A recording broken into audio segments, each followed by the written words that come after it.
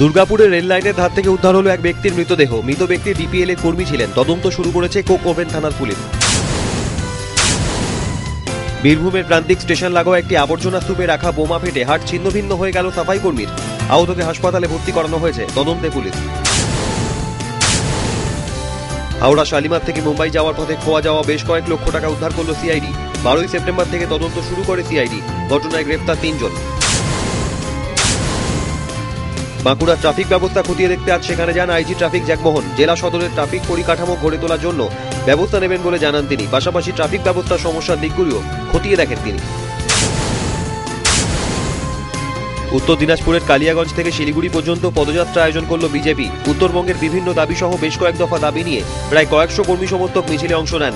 বিজেপির রাজ্য সভাপতি রাহুল সিনহা নেতৃত্বে চলে মিছিল। আজ নির্বিঘ্নে সম্পন্ন হলো বালুরঘাটের প্রাথমিক বিদ্যালয় ও মাদ্রাসাগুলির জেলা ক্রীড়া প্রতিযোগিতা। 17টি চক্রের প্রায় 500 খুদে প্রতিযোগী অংশ নেয় খেলায়। বালুরঘাটে হাইস্কুল মাঠে খেলার উদ্বোধন করেন জেলা প্রাথমিক বিদ্যালয় সংসদের চেয়ারম্যান বাচ্চু হাঁসদা।